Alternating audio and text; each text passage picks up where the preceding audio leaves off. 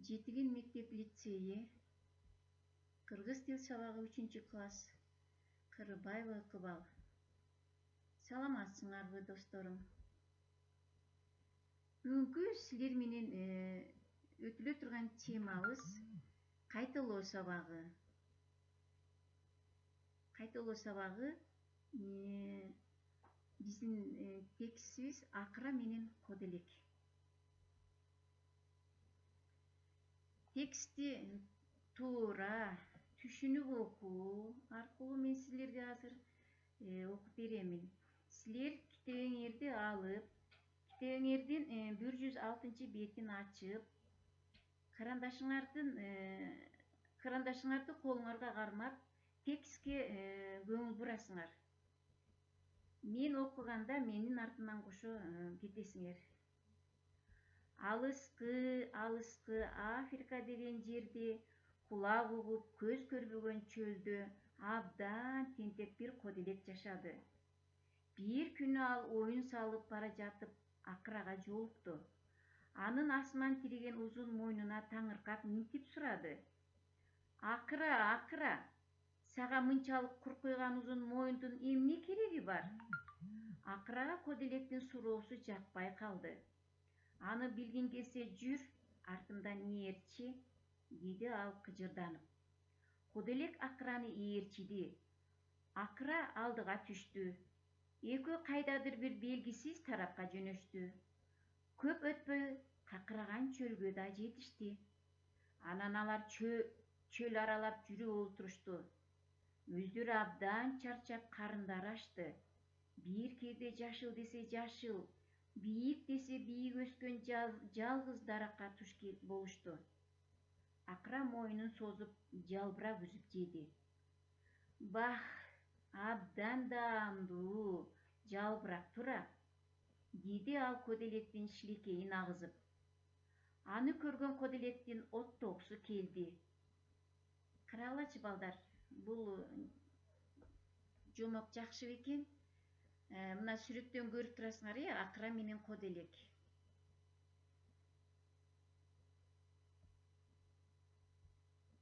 Жакшы, биринчи кадам. Ушул эле китебибиздин 107 бетин ачып, биринчи көнүгүү көңүл бөлөбүз. Текстеги окуяны, каармандарды, окуя болгон жерди, жана мезгилди айтып бергиле. Демек, бул жомокто окуя кайсы жерде болду, аларда катышкан каармандар жөнүндө, окуя болгон жерди, анан окуя болгон мезгилди жакшылап айтып мага жөнөтөсүңөр. Экинчи көнүгүүгө өтөбүз балдар. Экинчи көнүгүү тексттен эң кыска жана эң узун сүйлөмдү туура жана таза көчүрүп жазгыла. Дептериңерди алып, бүгүнкү числону жазып, андан кийин абзацтан эң кыска биринчи, андан кийин эң узун сүйлөмдү туура көчүрүп жазгыла.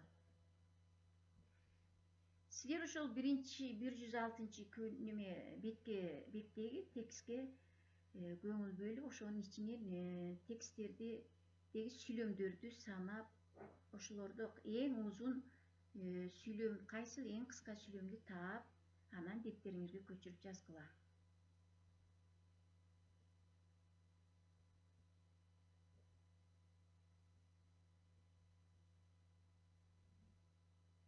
Азаматсыңар, жаздыңар, андан кийин ушул жазганыңарды дагы мага жөнөтөсүңөр. Кийинки кадам бизде 3-чү кадам. Мынакей балдар, силер ушул тексттен канча эң узун сүйлөмдү, эң кыска сүйлөмдү таап жаздыңар экенин текшерип алайлы. Мына мен ушул тексттен эң узун сүйлөм, мына төмөндөгү сүйлөмдү таптым. Анын ашынан тириген узун мойнуна таңыркап минтип сурады. Акыра, сага мынчалык куркуйган узун мойундун эмне кереги бар? Бул ошол эң узун сүйлөмдөрдөн 18 сөздөн турат экен. Аны көргөн Кодилектин оттогусу келди.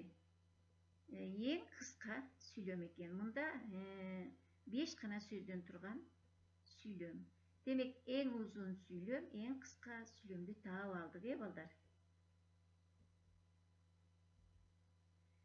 4-чү кадам. Китебиңердин 107 бетин ачып, 3-чү көнүгүүнү карайбыз. 3-чү көнүгүүдө жаңылмашты жатка айткыла. Кыймыл-аракеттер канчанчы жак тарабынан аткарылды?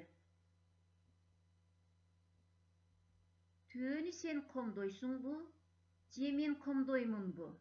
Билбей оңду комдогонду шылдың болбоймунбу? Демек, ушул жаңылмашты жатка айтасыңар, жатка айтып, бул жердеги кыймыл-аракеттер канчанчы жак тарабынан аткарылып жаткандыгын дептериңерге жазасыңар. Демек, биринчи жак, экинчи жак, үчүнчү жак жекелик сан, биринчи жак, экинчи жак, үчүнчү жак көптүк сан. Мына ошол жактарга карап жазып мага көрсөтөсүңөр, 5-чи кадам. 5-чи кадам 4-чү көнүгүүгө көңүл бөлөбүз. Демек, силер ушул жомокту ата-энеңер менен бирдикте ролдоштуруп аткарып, ошол өзүңөр түшүнүүңөр боюнча ата-энеңер менен ролдоштуруп аткарганыңарды мага WhatsApp'тан жөнөткүлө.